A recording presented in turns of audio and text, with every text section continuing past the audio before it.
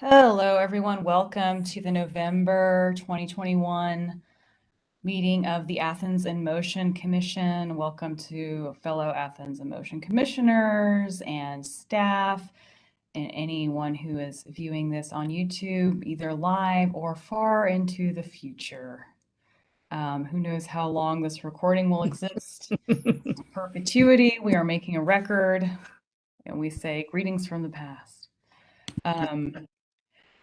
I love this because, we're building the future of Athens transportation. I get really excited about this stuff. And I'm always curious about the processes that went behind and the decisions that went into our infrastructure. So we have a record of that.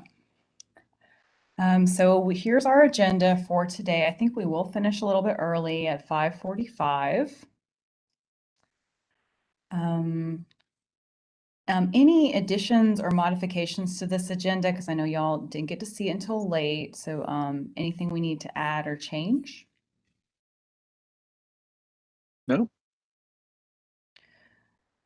All right, with that, I will entertain a motion to approve the agenda. I'll make the motion to approve the agenda. Thank you, Randy.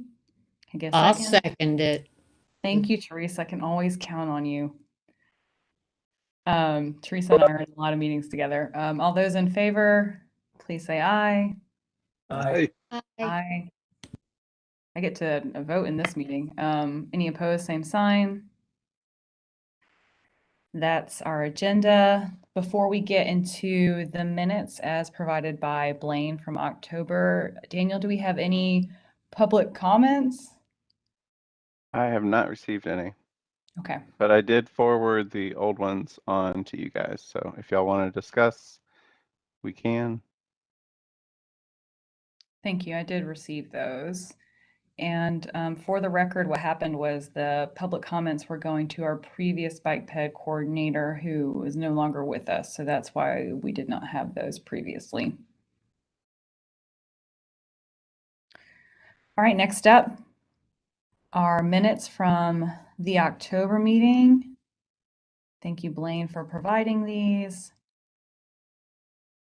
4:04, I think it probably was about 4:04 p.m. That was a guess on my part. Same thing with the end time, since you can't actually see it on the video. So if anybody had anything concrete, I could change it.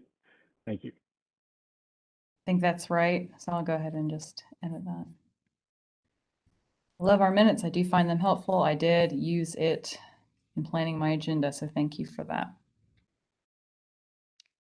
Any additions or corrections to the minutes from October?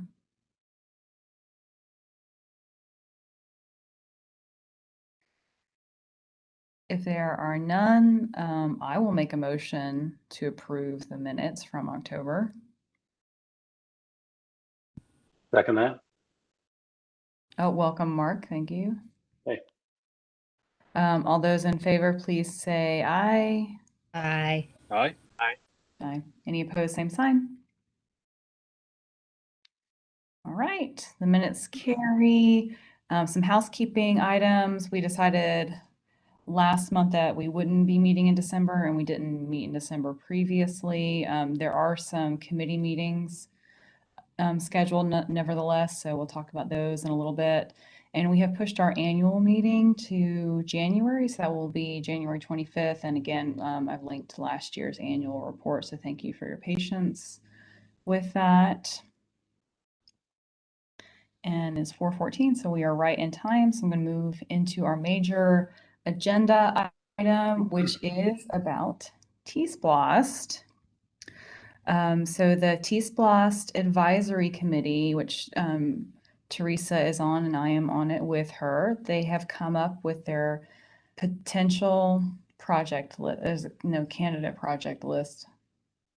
I can't keep it straight. So they've come up with a project list, like the final version, as far as their work is concerned, that is going on to the mayor and commission for final review. And I did provide a link to that. This is a little bit hard to read if you're not on the committee, but basically anything that is grayed out in the middle means that it did not make the final list. And I don't think Walker Park is on there as well. So gray or white. P means the full version of the project, and then presenters had the option to submit an alternate version. So A would mean the alternate. So what that means as far as the projects that our commission submitted is we got 4 out of 5, and it's really not about a number or anything like that, but the committee has passed on to the mayor and commission 4 of our projects, which include, I'm going to stop sharing my screen so I can see your faces, but you have this linked. It includes the alternate version of what we have been calling the big bucket of funds. So this is for any tier 1 high priority projects in the Athens in Motion plan. So that's about 16 million. So that will get us a couple of projects. Again, we have, I think, like 75 tier 1 projects, but it should give us a good start, and we'll be figuring out what those are coming up. And then we have both the corridor projects are on there, which has a potential to be transformative for Athens in providing infrastructure for people who are already walking along the side of US 78. So that's Atlanta Highway, West Broad Street, Lexington. So that is very exciting. The alternate version of Lexington, which the committee voted, is the multi-use path from right about like where Old Winterville Road comes out, kind of where the GDOT project is for the new on-ramp for Barnett Shoals down to Gaines School, Cherokee. So that would be multi-use path on north side. And then a design for multi-use path from Gaines School, Cherokee to Whit Davis. So we would go ahead and get the design done for that part, but we would hold off on a construction. So it's kind of a phased approach. And then Atlanta Highway West Broad, they have currently funded the full amount that we asked. That might change, so I don't want anyone to get too excited. But there's a lot of potential there because, as we discussed, GDOT is looking into that stretch of road because of the tremendous amount of fatalities that are occurring along West Broad Street. So we have the potential to, leverage that connection with them and potentially do some more work. And then finally, our project for ADA sidewalks. So that's pedestrian accessibility. This is the one where we were trying to remedy issues with sidewalks. And I think that the committee was really excited about this. We spent a lot of time talking about building infrastructure, but what do we do when infrastructure has already been built, but it's not the best it can be, and you have telephone poles in the way, or, an intersection could really use some updates and improvements to be better for everyone. So it was quite an undertaking to put all this together, and I really thank you guys. Neighborhood sidewalks didn't make it in there, but I think that is okay, even though I would like to see that maybe submitted for the next T-Splost, because I think that that's all right, because we had so many neighborhood submissions with this T-Splost, and that was unprecedented. So there are going to be a lot of neighborhood sidewalks built. They're just listed out as separate items. And I think that we can feel good about that because these were put in by the neighborhoods and communities themselves.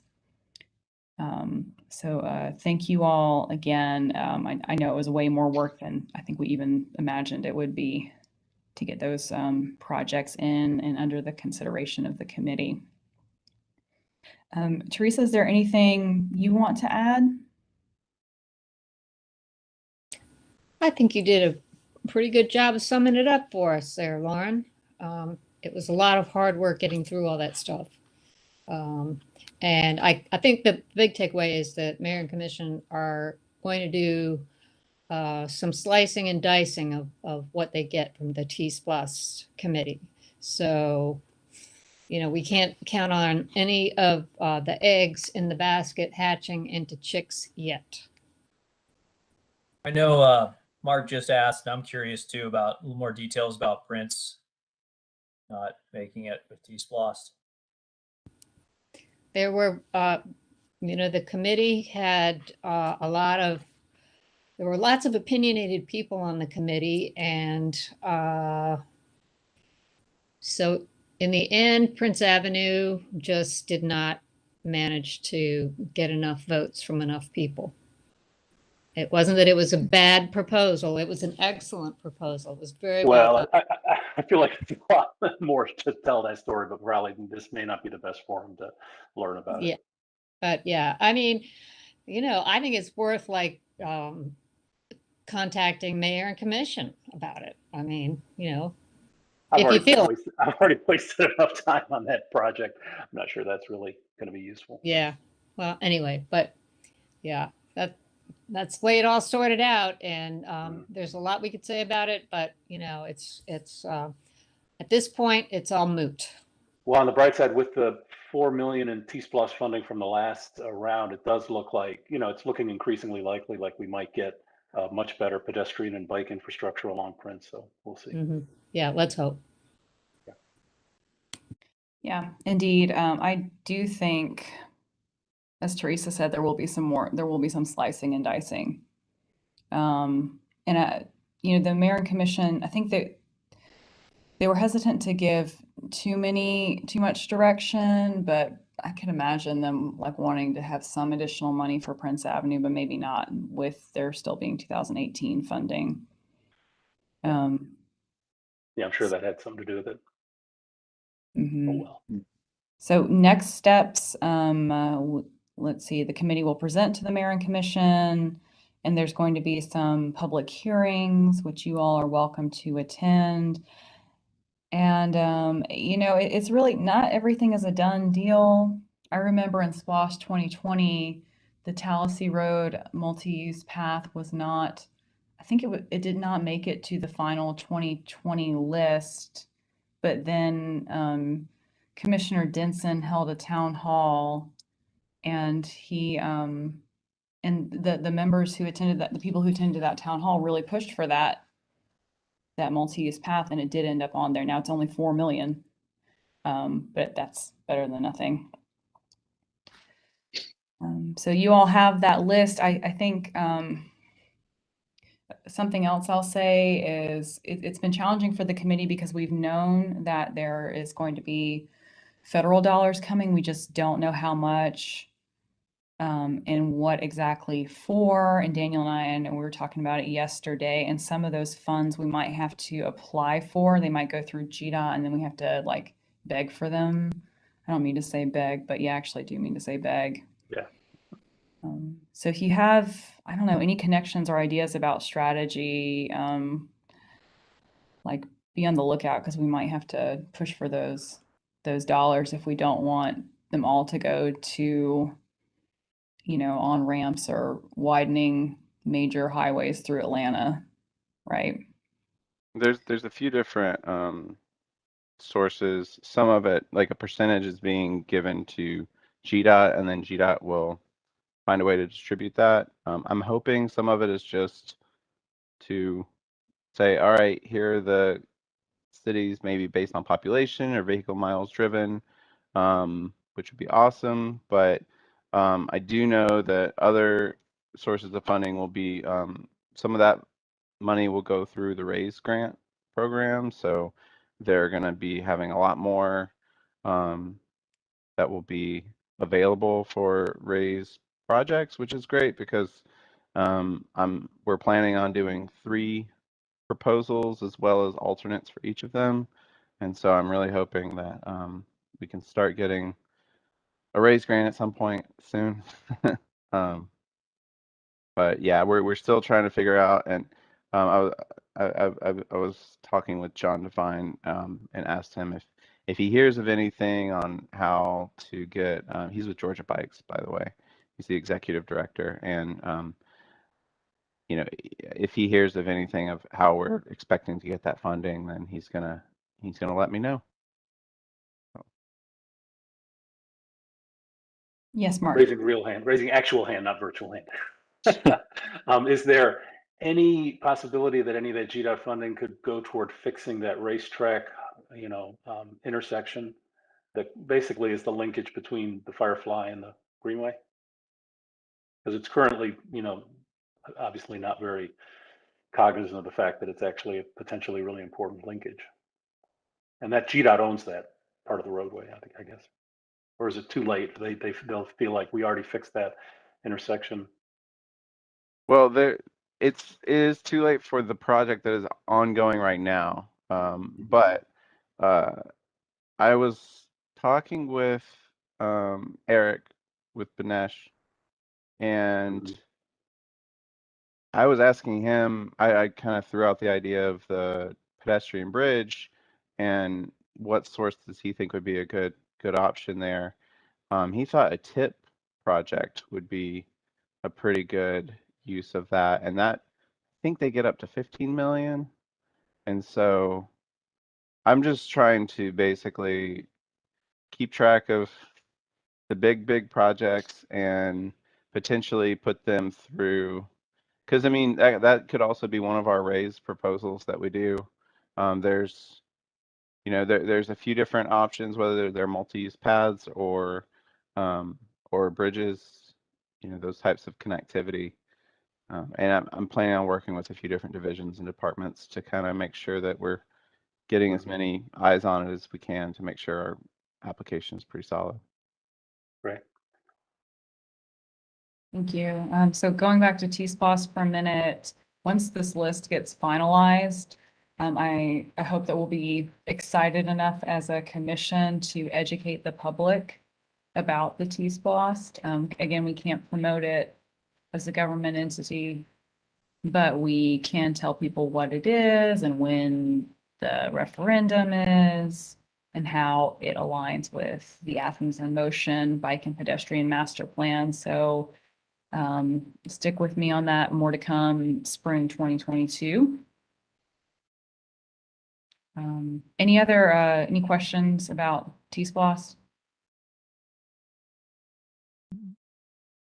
All right. You send the final list to us. I linked it in the agenda. I know Got it. I did not send it to you. Okay. But yeah. All right, so we're going to move on to staff updates, starting with Todd. And Todd's going to give us an update. And Todd, I have to admit, this is my favorite part of our meeting when you give us these updates on what's going on with our trails and stuff. So thank you for being here. Well, as y'all have put on the on your listserv, the cemetery trail that they've started, the Greenway Trail, they've started clearing the trees, and we're in progress of just making getting silt fences down and beginning the grading process for that. And then the bridge over Trail Creek, Firefly Bridge, we're still making progress on that. They're driving the piles and getting everything prepped and all for the steel to come in. I believe some of the steel may start arriving in January or early. We'll say early 2022. We may start seeing some steel go up. So on the bridge. So and then working really hard on wayfinding. We're actually hopefully we'll have beginnings of some wayfinding on Firefly Trail really soon. We're in the process of mocking all the signs up right now, and it's beginning to touch base with Firefly Inc. and the mayor of Winterville and that kind of stuff to kind of get their sign off on it before we get it into production. So, but and then Greenway should get some wayfinding this year as well from out of our capital budget. So that should really start going up really soon. So Awesome. that's Yeah. Good. some major things going on with here. Yeah. Daniel and I were talking, and I do love the signs, the look of them. They're really easy to read. I love that inverse, like the dark background. I did have some questions. Okay. One comment that I've been really impressed with the construction crew that they've been able to keep the switchback open at the Murmur Trestle Bridge mostly open, and that's been great for me because I have a utilitarian need with the Firefly Trail. It's part of my commute every day. And so I think it's only been closed like twice. Yeah, when I that's walk- pretty good considering they're been Mhm. doing rock blasting. Yeah. Yeah. Yeah, I think that they're being very strategic about that because I went by yesterday. I'm like, oh, there's a hole in the ground. Great.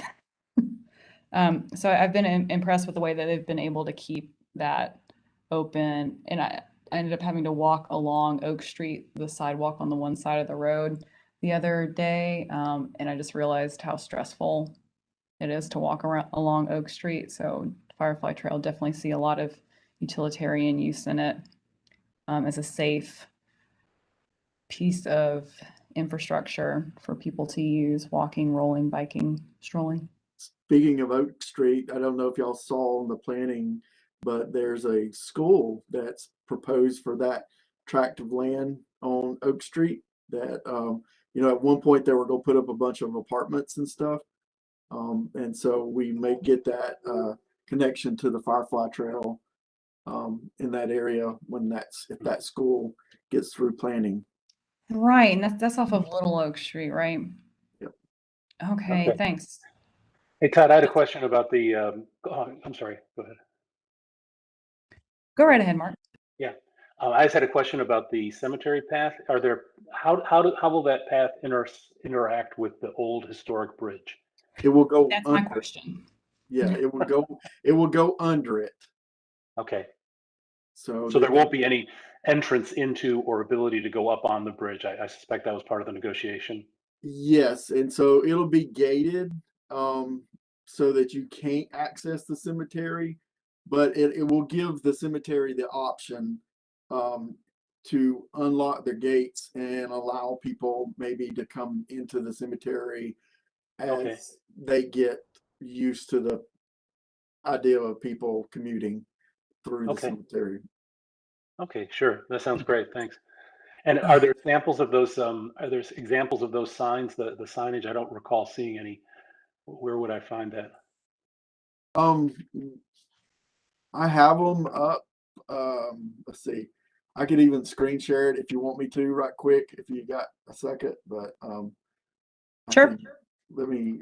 I'm actually in the process of mocking up some that are what we call directional signage. That will be like if you're going to be. Is it? Let's see. Let me know if it's up. I hear the designer was really annoying to work with. Yeah, he was a real pain. Initials DS. Yes. Can you see my screen? It's gray. Yeah, it's just Not great. yet. All right, let me try it. We'll stop sharing and try it again.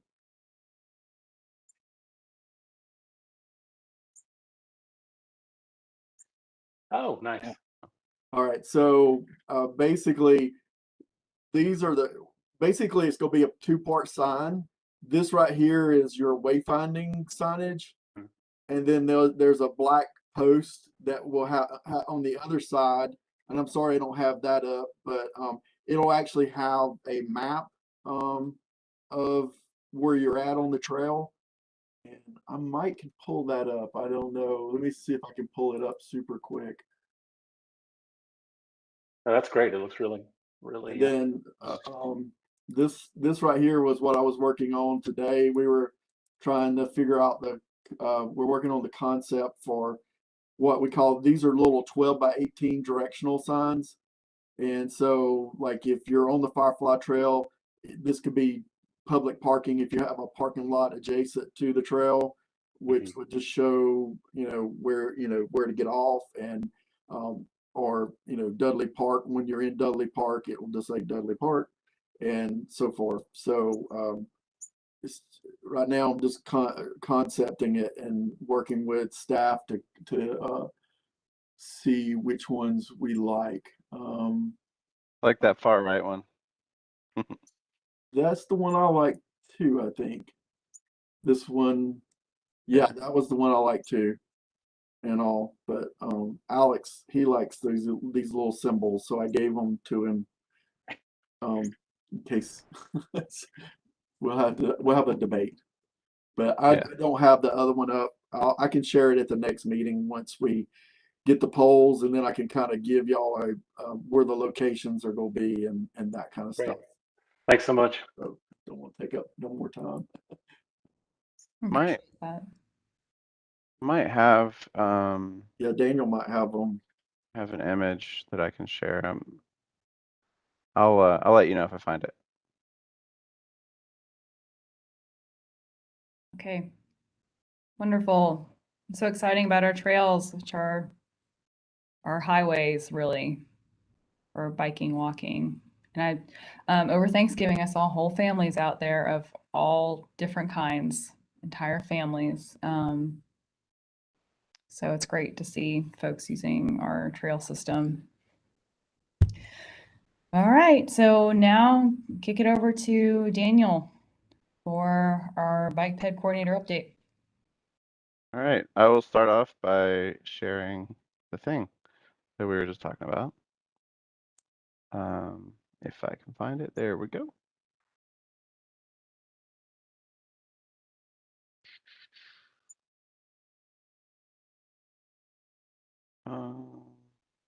Go.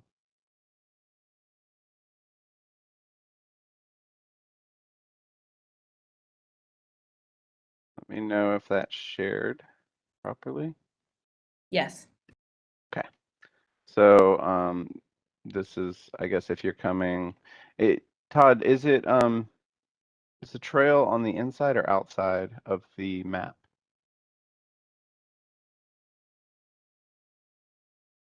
Like it might be facing the other direction, but Yeah, I basically you'll mean, have this. we're still kind of debating whether the map needs to be closer to the trail or the wayfinding. So that's Yeah. something we're currently debating. One of the little things that I like about it is that this map looks like it's an eye for information from a distance. So And I think the part that you can, if you're biking, only the right-hand part is useful to you. You'd have to get off your bike to look at the left-hand part. So maybe the right-hand part should be closer to the actual trail, because that's going to be easier for folks to see. I That'd be would my own agree. comment. Hmm. Yeah, Yeah. these things are how tall, Daniel? They're about 4 or 5 feet above grade. Yeah, So they're so really, I think that one shows them at 5, but I think we could even get them down to 4 and still be within standards. So I think 5 is yeah, kind of a good height, just so people aren't running into them, I guess. yeah. The standard is that this corner right here needs to be at least 2 feet off and Mhm. 4 feet above the ground. So Yeah. yeah, Yeah. Just that's what those will look like. So as far as other staff updates, I've been doing a lot of things. I have been doing an inventory of our bike lanes, which I will also share a screen for that. My computer is very slow right now. It always happens when I'm on this call, or any WebEx call, really. So what I've been doing is basically going in, tracing all of the bike lanes and bringing in data from other networks. So the lime green is a mixture of Greenway network and our other separated facilities, so our future ones.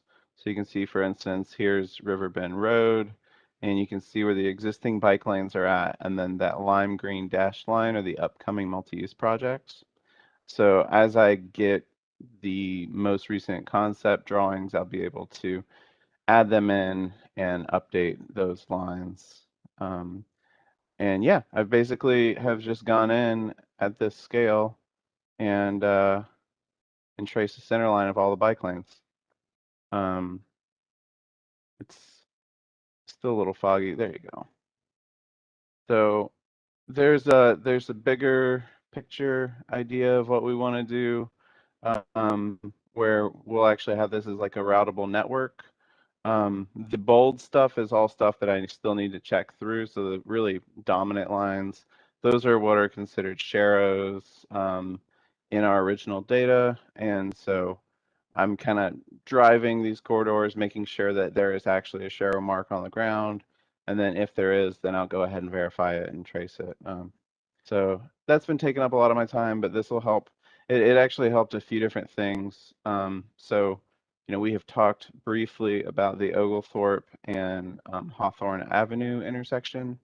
And, you know, this is at 85% completion, but as I was kind of looking through it, we realized that the bike lanes kind of stop short of that intersection on both sides.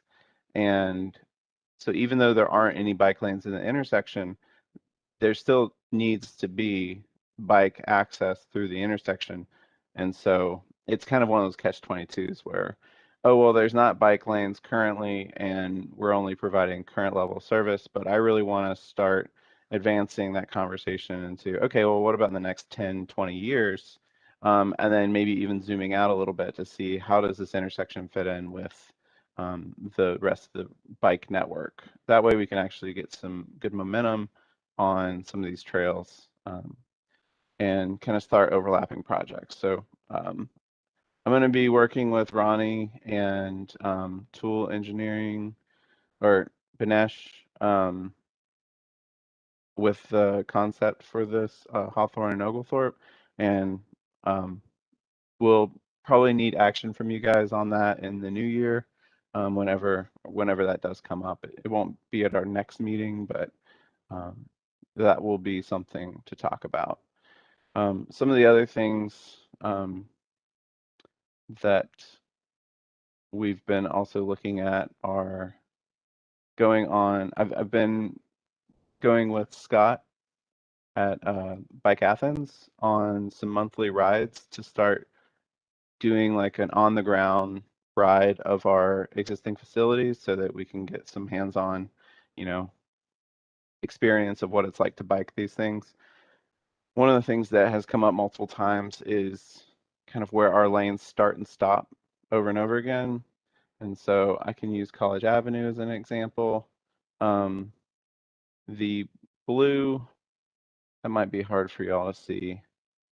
The blue lines are the bike lanes and the orange lines are sharrows. So if we zoom in down to this scale and we actually turn on the aerial imagery, you can see we've got bike lane here and then it stops, you know, same thing here. And so it's like these sharrows as they approach the intersection, and then they just kind of alternate back and forth. Those are the kind of things that I'd like to avoid in the future. I know that sometimes, you know, with repaving, you can't really get into expanding the right of way, but that's something that I'm hoping we can find a solution to. And part of that will be to use the 5-year out plan for the repaving plan. So Ronnie, he's putting together essentially the next 5 years of repaving. And once that's ready, we can use that as a guideline. It's not the guaranteed list necessarily because everything has to be approved year after year by Mayor and Commission. But that would allow us to really start exploring at least 5 years in advance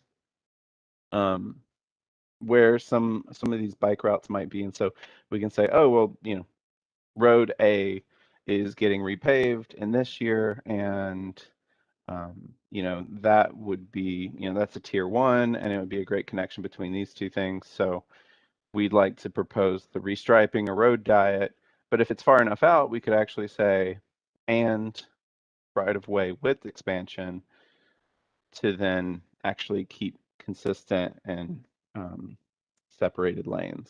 So, and all of these things will go into our bike metrics. One of the things that I have been working on is also I sent forth a policy recommendation for a new ordinance.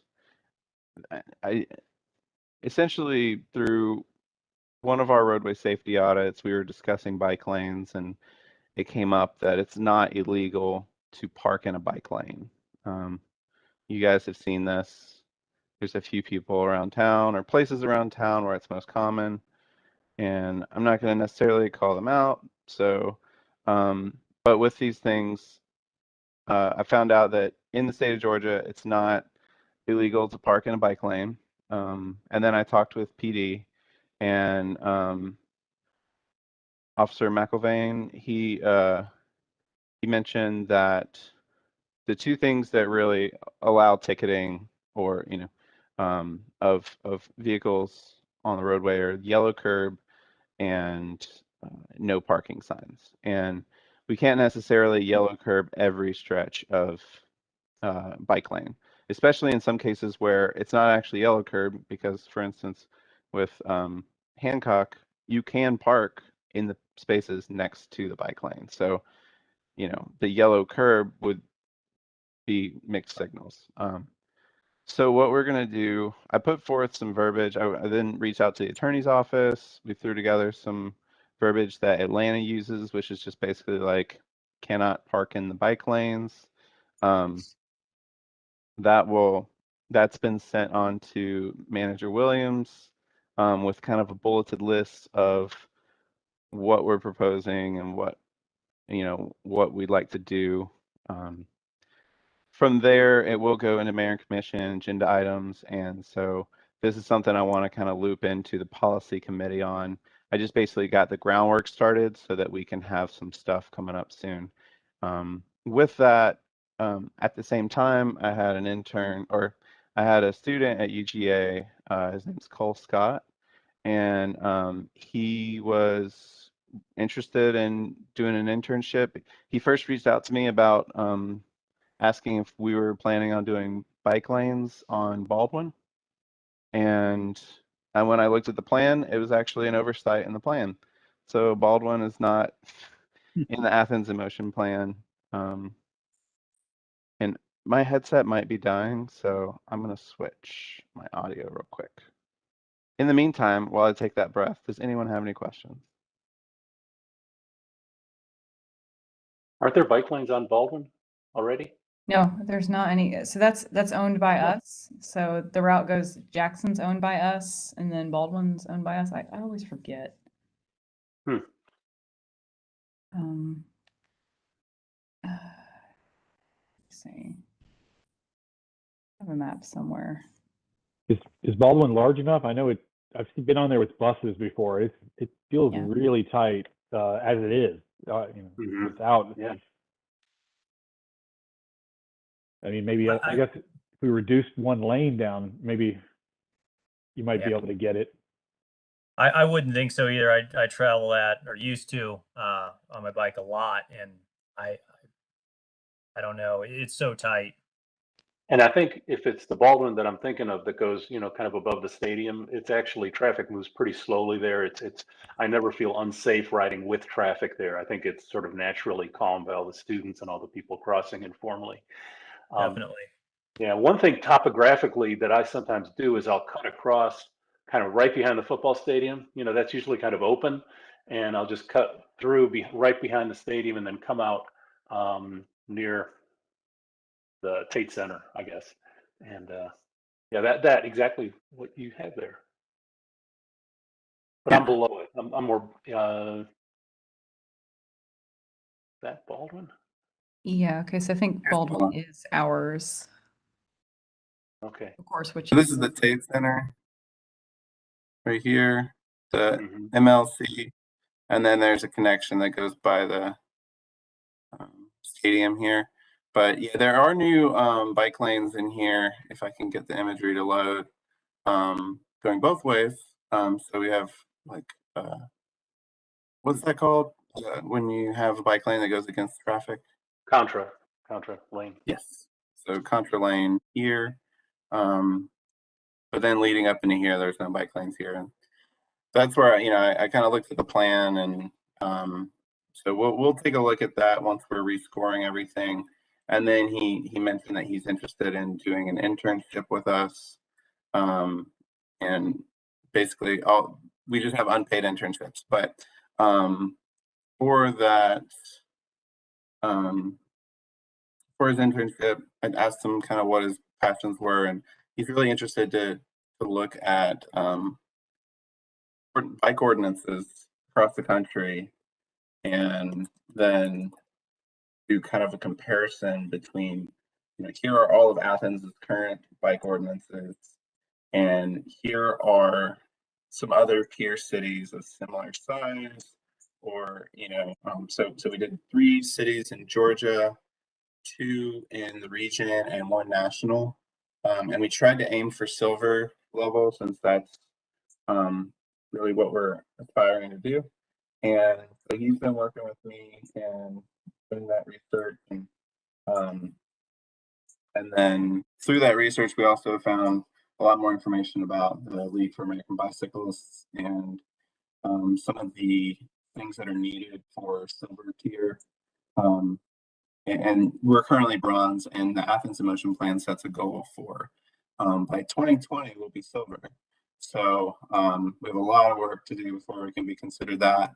So we're using that for some justification as well. So I talked with Lauren, and he was interested in joining the policy and projects committee. So we're probably going to be talking about bike ordinances a good bit at our next meeting. That's next week, right, Lauren? And I should have just sent out that invite for you guys. So that'll be really interesting, because then there's even model ordinances on the League for American Bicyclists that you can look and say, oh well, the Idaho, is it called the Idaho stop? Like the rolling stop, like that's something where you can actually put that in an ordinance, and they have example ordinances. And so really, as a committee, we could take a look at these things, and we could kind of choose maybe short, medium, and long-term ordinance goals. And that way, the one with the parking in the bike lane is so easy that that's my tester of like, what is the actual process for this? And then from there, we can start maybe setting some yearly goals of which ordinances we want to get put in place to really make it a more bike-friendly community. Any questions about that? Daniel, when you go through all of this and talking about like the bike ordinances and then thinking ahead about our pavement maintenance schedule and how we can best make use of that for adding bike facilities and all this, I'm just like, man, how did we get on without a bike ped coordinator for so long? Yeah. I mean, there's a lot of work in here. And so I thank you. Because yet I just don't think that we could do something like this with just a volunteer committee. So definitely excited to see the pavement maintenance schedule out 5 years. Heads up, everyone, the T-SPLOS committee for 2023 didn't put pavement maintenance on there. So I guess they're hoping that we'll get some infrastructure dollars for that so we can leverage those repaving opportunities. My understanding of that too is, so the mayor and commission will go through your list and then decide what things they want to swap out, right? Like Yeah. technically. Yeah, it's kind of tenuous though. In the past they've always made modifications, like as Aaron knows, like they've made some tweaks and stuff, but it's usually just tweaks. Except Splash 2020 was a bit more than a tweak, I think. I mean, the good news is a lot of the projects are really small, so they have a lot they can work with. But I think that I don't envy them. I don't envy them in their I'm position. sure they didn't envy you guys having to go through all those projects either. Yeah. So we'll see. But yes, to Yeah. answer your question, yeah, they will make tweaks. I think that there is some redundancy in some of the projects on there, so there are some opportunities there to get some more money. for other things. Well, and speaking of getting more money, so we just went through our budget requests, and there's a few things that I tweaked. This is something that goes from our department to finance. They go through it, then it goes to the managers, they go through it. The managers then share it with the commissioners, they go through it, and then they decide what the budget's going to be. With that, I kind of added in some accelerated funding for, I believe it was for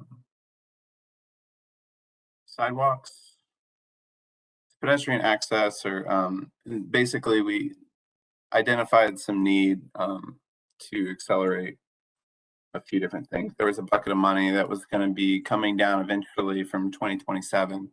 So it was my first experience with doing budget stuff, so that was exciting. I can give you more details on what that was. Are you saying that we're going to have a line item in the budget for small sidewalk construction? Not necessarily. So what it is, you know, we have some things, like we have some roadway safety audit funds, and what it is these line items can be used for different things. The roadway safety audit funds, I think that's the one that I accelerated. I'll have to get back to you on that. Okay. One of the other things I'm doing right now, so in addition to kind of requesting for those extra funds, I'm also putting together a job description for a Vision Zero specialist and a education specialist. So this would be focused, this would be kind of under my position, and while like the education specialist could also serve like traffic engineering, because I mean really educating of the roadways is how we really make things safer. The safety Vision Zero specialist, he or she they would focus on not only doing like creating and conducting the roadway safety audits. Also, we create a fatality response team where we could essentially do a roadway safety audit for each fatality as it occurs. The Vision Zero plan development, which they and I would work together on to get that implemented. A lot of other things, the implementation of that Vision Zero plan, safety corridors, safety education programs. So a whole list of things that is probably still too many things for any one single job, but it's all currently under my position. So I'm definitely more than okay with branching those things off. And as we develop these additional positions, we can hopefully get the funding and get those positions filled, and then that'll help expand even more our abilities to catch things and make sure that we're really moving forward and not just kind of trudging along, or kind of going back to what you were saying earlier, Lauren, with what did we do before we had the bike and pedestrian coordinator? I'm not sure. And then I'm sure at some point we're going to say, what did we do for safety before we had the Vision Zero specialists? So if y'all have any thoughts on those, there are a lot of questions on the form. So, you know, in terms of job duties and expected time needed and all that kind of stuff. So if y'all have any thoughts, let me know and I will reach out to you and we can chat about it.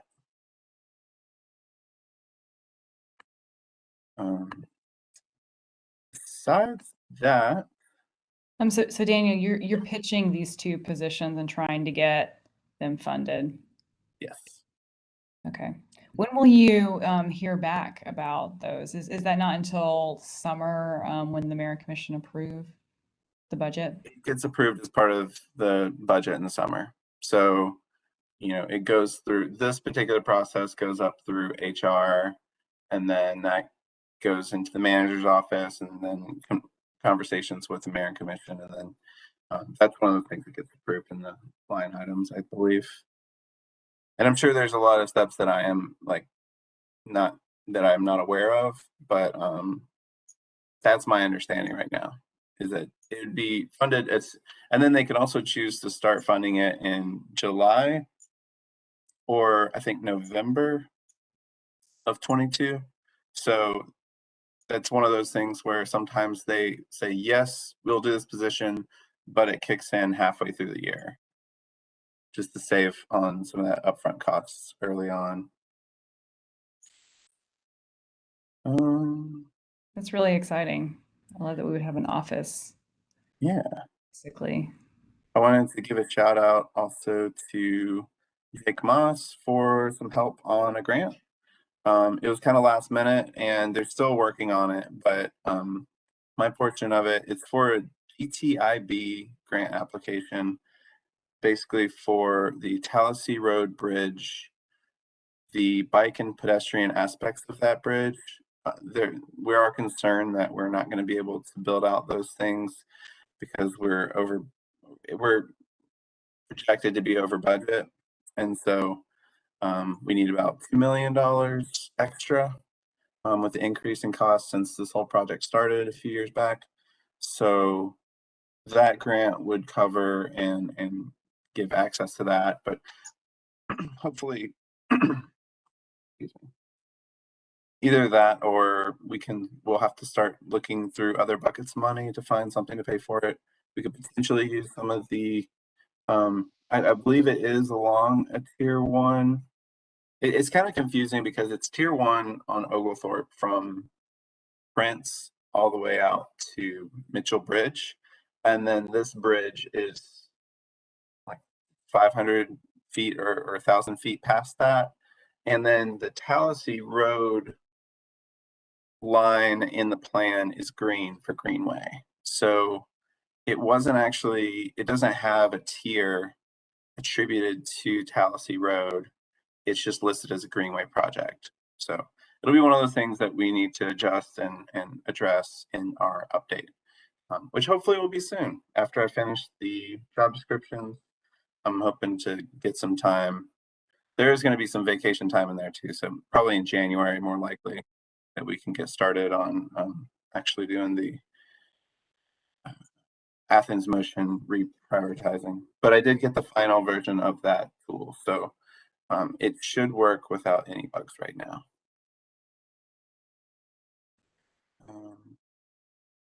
Okay. Beyond that, there's been a few little things here and there.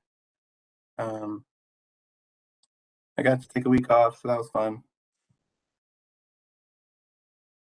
And yeah, we're just working through the roadway safety audit project lists for Tallahassee Road. Some of a lot of the maintenance items have already been completed, so we are just getting those in progress and on a bunch of different lists to make sure they can get incorporated into whatever processes are required. So that's about it for me, I believe. Can we talk, I want to give an update on the Complete Streets policy, and then let's talk about just briefly the raise grant situation. Okay, so Complete Streets, I was supposed to follow up with Blaine Williams, but then I realized when I finally looked into it that Stephen was in communication with Blaine, with Manager Williams. And so that's the status of that, and I didn't figure that out until today. We'll follow up with Manager Williams and see if we can get some movement on that. So sorry for the delay. I know we spent a lot of time working on that policy. There's been a lot going on this year. And then I think I texted Teresa, but I'm sorry that I didn't message everyone else that about the raise grant for North Avenue, which we didn't get. But only one project in Georgia got any money for that, and we have some hypotheses about why that is, and Daniel is looking into it. I'm disappointed, but I'm not really discouraged. As I was talking at the T-SPLOS committee meeting last night, T-SPLOS is every 5 years, raise grant is every year, and there's potentially some more money. So Daniel, do you want to chat about some thoughts on the raise grant and process and all that? Yeah. So, oops. Yeah, we did not receive it, but we're still planning on moving forward with a 4th year on the North Avenue project. This year, we're going to revamp our application a bit. They did mention that they're going to be reaching out and setting up appointments for us to talk with someone on the selection committee or whatever kind of process it is to get some feedback on why we did not get it or what we can improve. Our guess, we had a conversation about this and we kind of thought it might turn out this way because they really ask for a lot more metrics and measurables and data than we were able to provide. This past year, with my position being so delayed and being filled, and we didn't really have anyone who could head that up. And so we will be revamping the North Avenue race grant. And I would like to also put in an alternate proposal, the scope of which is to be determined. That would allow for the full amount or an alternate to be considered. And then beyond that, each city or each group, whoever is eligible, I guess, each applicant, we'll say that, each applicant can put in up to 3 projects. So I wanted to go ahead and get started, and we plan on putting in 2 other projects along with Ray's. So we'll figure out which projects those are. We've tossed around a few ideas. I think we're also kind of waiting to see what the final T-Splost project list would be from Mayor and Commission. Then we'll be able to piggyback off of that and say, look, we already have money for these projects. And obviously a pretty, I think, apparent one would be the Lexington Road and Atlanta Highway corridor projects. Those are definitely ones that could benefit from a raise grant. And, if we look at the critical corridors, those are kind of ones to be considered as some of our first.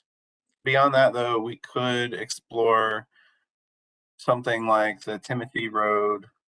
So basically, you could do from Macon Highway, a multi-use path that goes from Macon Highway up Timothy Road, up Mitchell Bridge, and then up Tallahassee. And and then you could connect a few more things. But with that, I mean, we have upcoming plans being developed with our existing funding right now. So we'll have construction plans already created. We'll have some funding, hopefully through T-Splost 23 on some of these corridors. And so those are all things that would help really expand this. And then even with the T-Splost 2020, the funding is, we're looking at like 2026 or 7 or 8, I think, for us to be able to use that $4 million on Tallahassee Road. So if we were to get a raise grant, we could actually accelerate and then get started on it now. And by the time that kicks in, we could actually use that to finish up some of our work that we need to do out there. So that's one idea. We could also look at doing the flyover bridge from Greenway to Firefly. I'm open really to any of our big picture ideas. If you guys have any that could promote connectivity. I had a question. If my experience in other countries has been that they typically will drop in a tunnel, which is easier, cheaper, and doesn't require as much climbing up and down. Is that just not on the table because people worry about people trying to live there or crime or nobody ever seems to bring that up. And sometimes the topography really lends itself well to that. I think in that spot, the topo is what maybe made it a bridge conversation. Because it's going downhill from the north.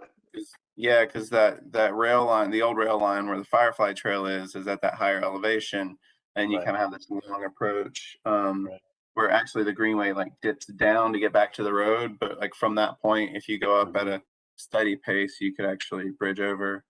And Todd could tell you every time I mention a flyover bridge there, I get laughed at. by the SPLOST office. So that'd be real great if I could There's actually. there's a get lot of that going. utility poles there and everything else, which makes it real tough. So Yeah.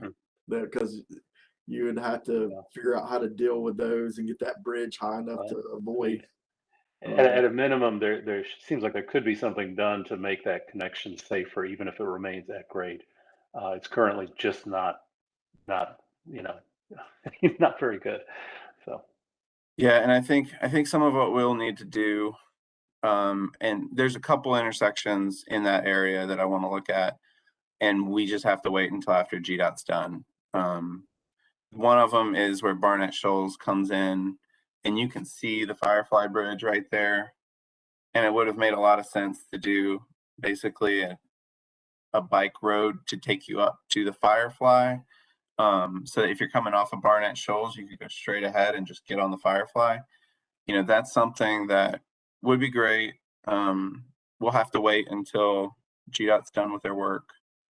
And I think the same thing goes for if we're looking at an at-grade crossing, we may end up having, or even the flyover bridge, whatever option, or tunnel, that intersection we'll need to take a look at once it's in place so that we can really look at ways to improve it. Who knows, maybe we could do the floating roundabout Yeah, over that I whole love thing. that. Yeah. floating roundabout. Yeah, Daniel, I'm wondering, there's a question I've been having in my mind, and I'm wondering if you can like talk to Stephen or figure this out. There was a corridor study done for Oak Street some years ago, and I'm just wondering like where we left off with that. What's the interest? Have other things you know, been more of a priority? Are we coming back to that? And so just curious about that, because that's also along 78. People come from downtown and then they speed through the neighborhood before they get stuck at the racetrack and Barnett Shoals and stuff. So it's like they get slowed down and then they speed up going through the area. So I'm wondering where we are with that. Do you remember any details on like what year, or was Yeah, it it's planning or transportation? um I think the corridor studies used to be done by planning, so. yeah, here I'll share a link.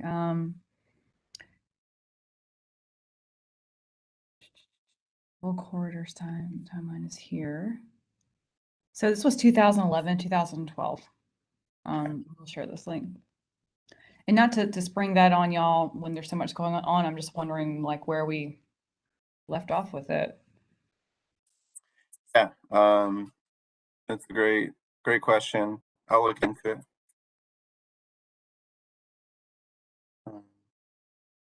Actually, yeah, let me, is this the right link? No, I sent the right one to y'all. Okay. Cool. I became curious about it since I was looking into like the Atlanta Highway and Lexington corridor study, which is the same, they're all the same road, the same route.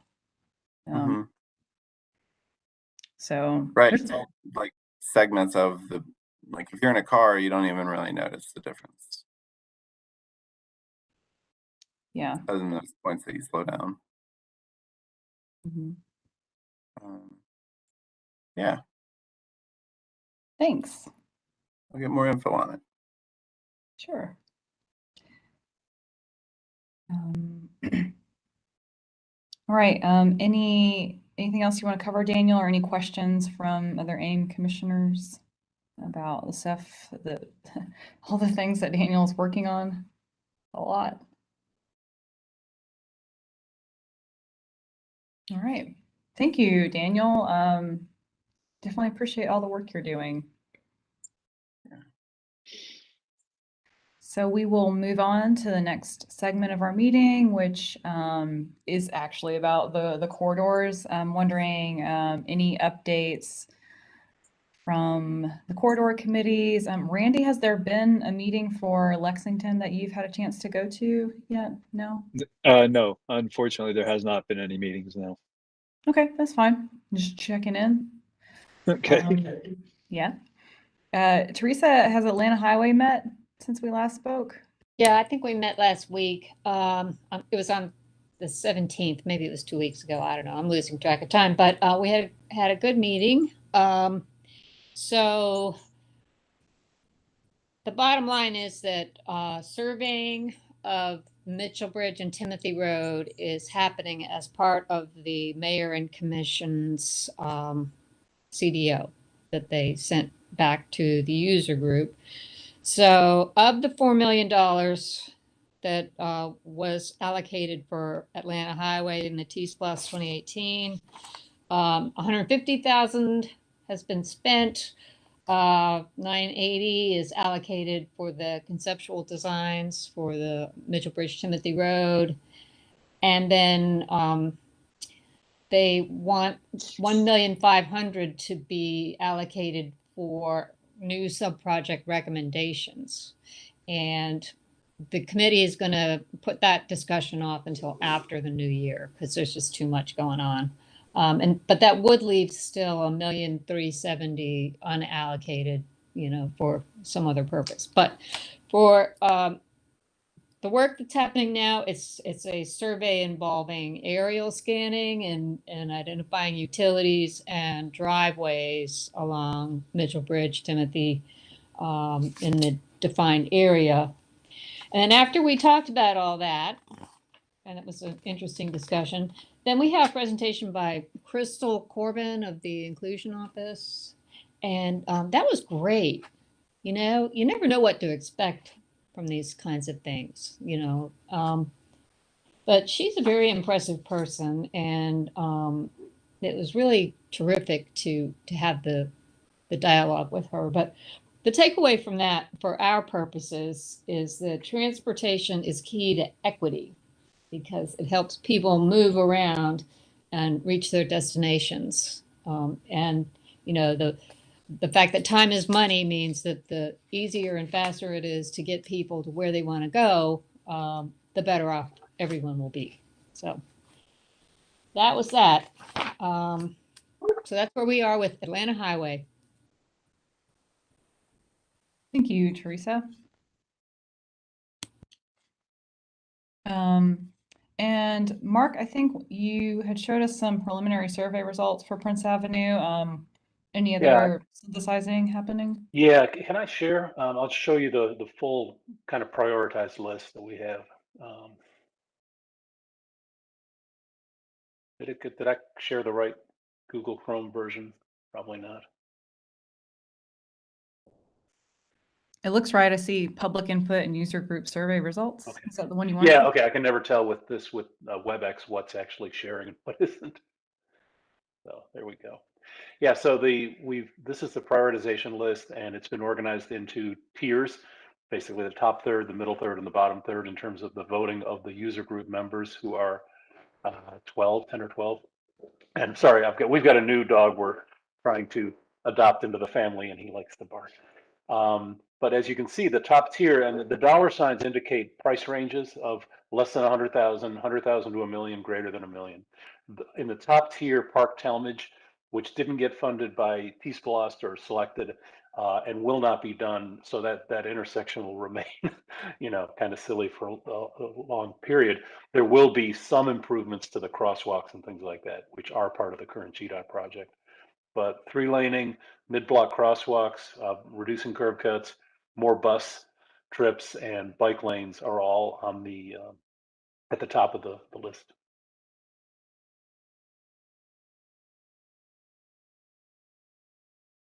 So, any questions?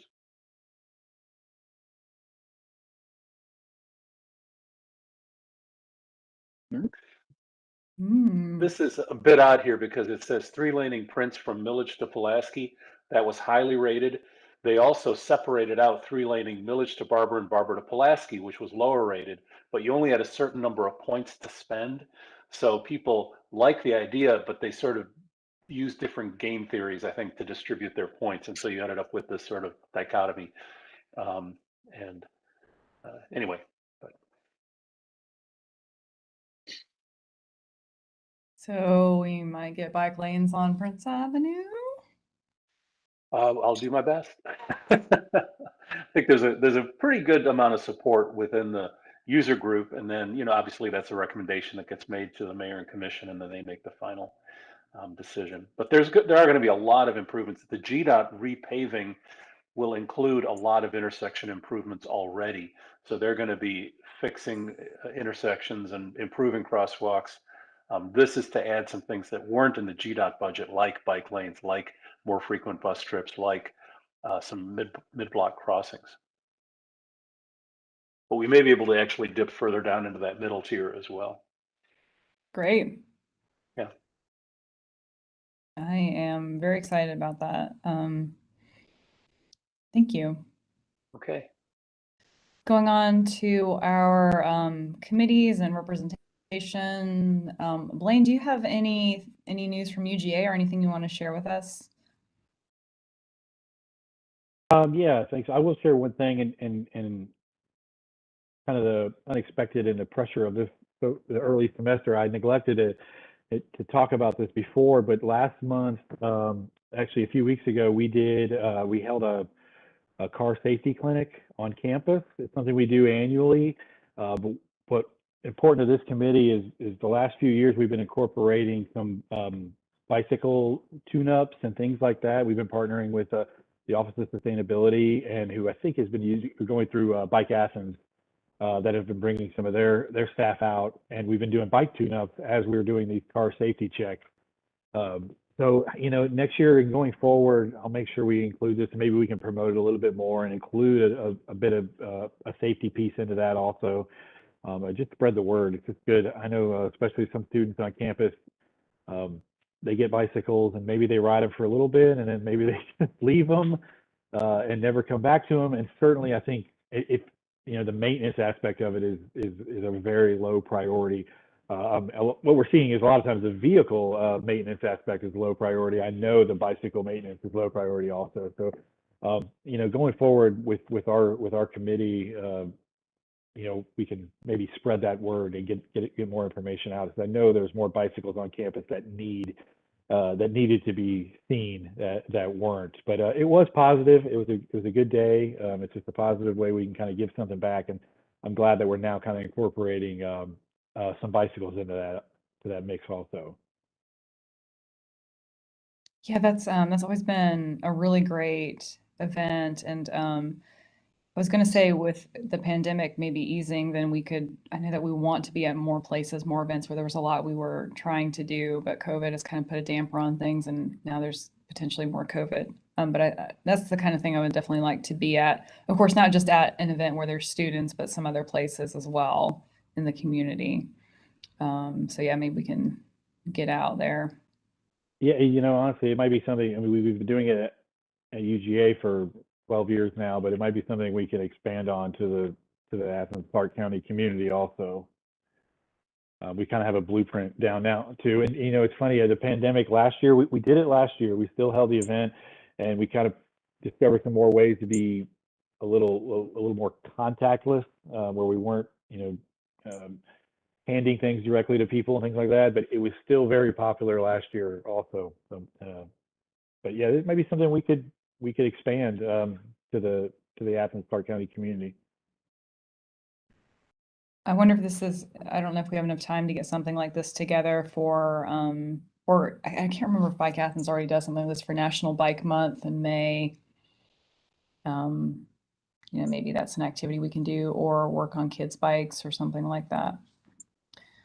It is also something that contributes towards silver tier or whatever it is. So. And I did, real quick, I'm just interject. I did look up, and the request that we're moving into finance is for additional roadway safety audit funds. So right now we basically have to wait. It's called Pedestrian Safety Initiative, but basically we're trying to get an additional 40,000 each year to go towards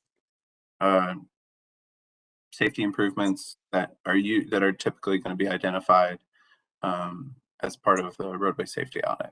So. Thank you, Daniel. Grants and data, anything you're working on? Okay. And we haven't heard, did we hear back about the blinky flashies for Little Oak Street? Yeah, I emailed them during our last meeting and nobody ever responded, so I have no idea. I don't know what to do. I mean, I have emailed them a couple times now. I can try again. That's frustrating. I'm sorry. Yeah, I don't know. Yeah. Okay, policy and projects. We've talked about this a little bit. We're meeting next Wednesday with and Daniel's intern will be there. Talk about some stuff. All are welcome. And then I know that education and communications met recently and have been talking about a budget.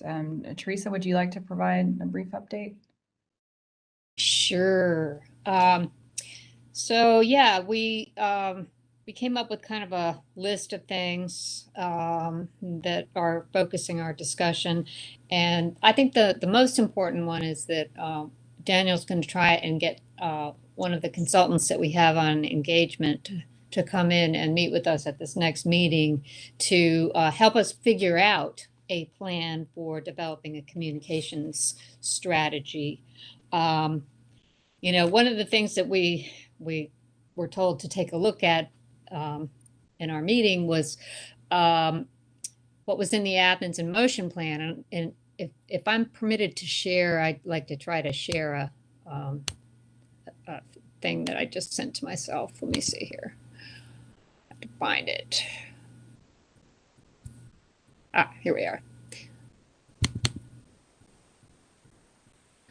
All right. So I'm going to share. Switch to desktop. Oh, I don't have a desktop app. Huh.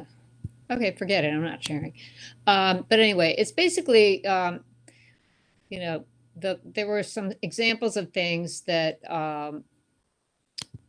you know, that could be turned into posters or bumper stickers or billboards or something like that. I'm not really sure what, but, you know, from like Fort Collins, Colorado, they have some fun posters about, you know, watching for when you're making that right turn on red, making sure you don't run into a bicyclist, you know, and just some rules of the road things. And then there's a fun one of a guy riding on the sidewalk and everybody's giving him the stink eye, you know. And then there are some little stickers that might go on cars like, if you're reading this while driving, can you just not? Eyes on the road. It's road safety, not rocket science. I mean, this kind of stuff, which is, you know, I don't know. I don't know if it's any good or not. And then they have some pictures. They have like 3 pictures. Firefighter, dad, rides a bike. Or we have top surgeon, grandfather, rides a bike. Attorney, grandfather, rides a bike. Daughter, business owner, rides a bike. You know, so, I mean, these are cute pictures of people with their bicycles and all. Of course. Yeah, they're in the report, right? Yeah, and they all look rather Caucasian to me. Perhaps I'm mistaken about this, but you know, I mean, again, it's one of these things where I think, you know, we need a campaign that is relevant to our city and the kinds of people that that we need to take care of here. You know, so anyway, any I questions think we about do that? have, yeah, I do think I would be interested. I may look into, you know, is there any evidence that it actually works? I mean, or what kinds of interventions work? Because I'm always skeptical that be healthy, eat better is going to make any difference. You have to create an environment that's conducive to eating better, to exercising, to being safe.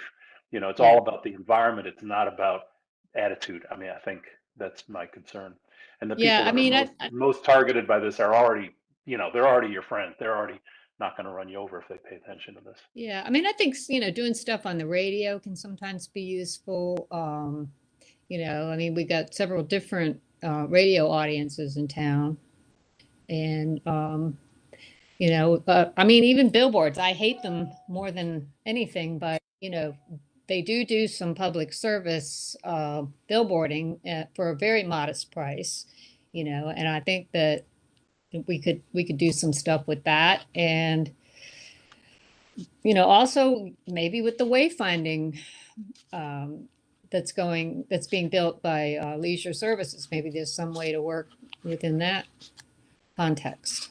You know, and then of course we can be supportive of our wonderful friends in Bike Athens, because, you know, they're doing a lot of this work already, you know, and we shouldn't be reinventing what they're doing. If we can build on what they're doing or help them build it out, that would be awesome.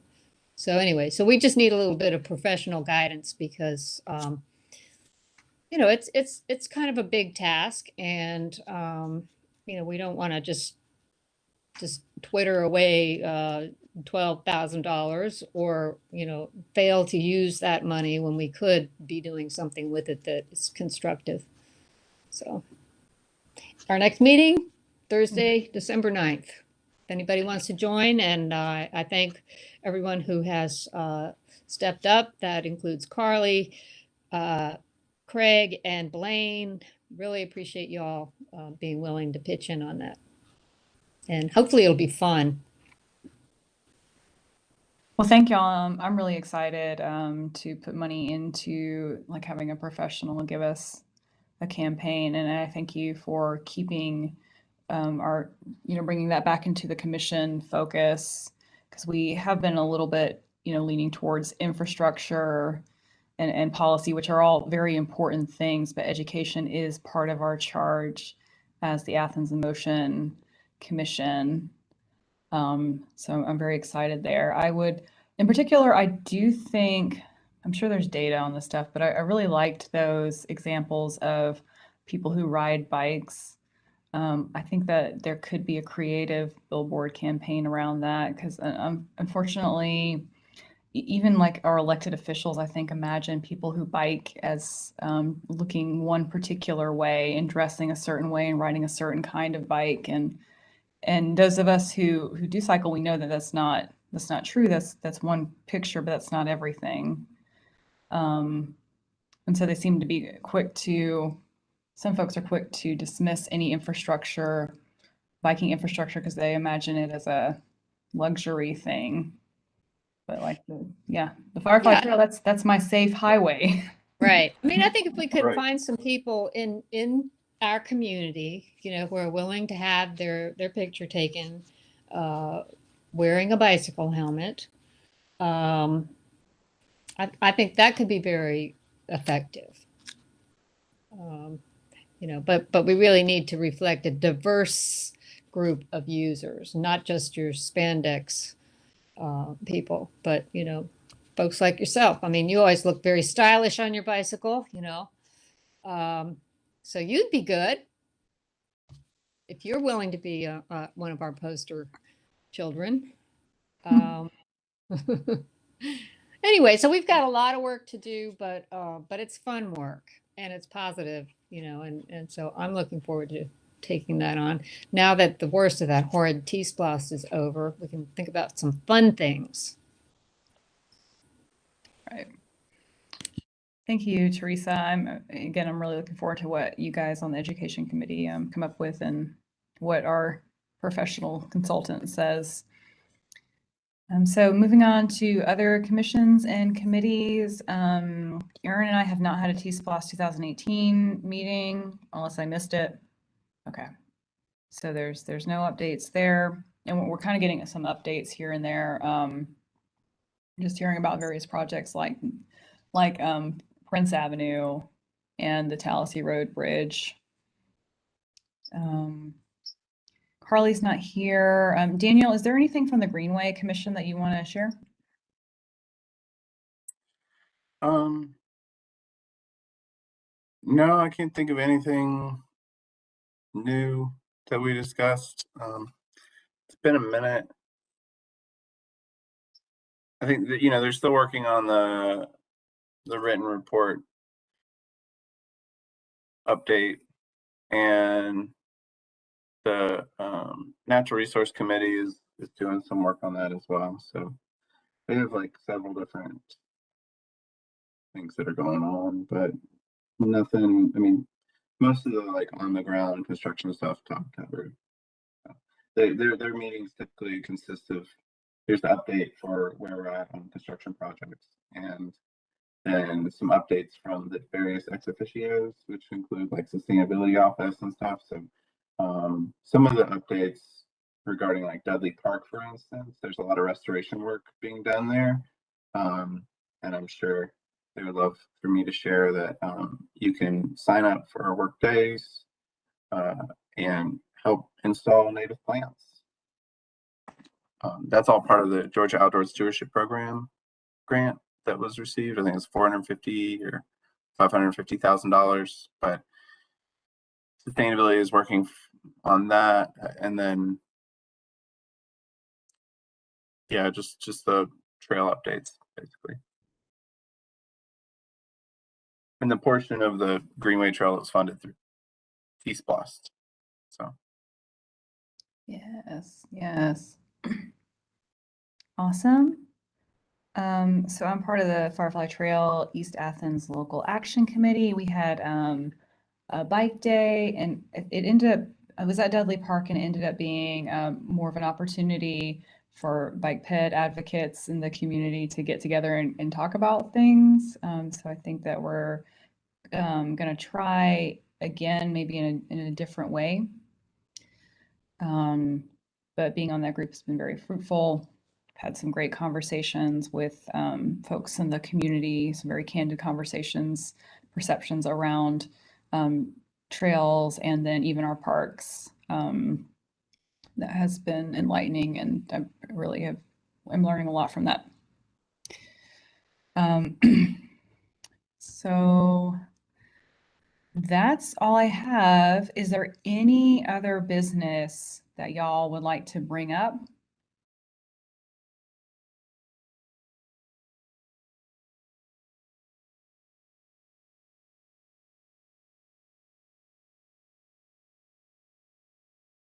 Okay.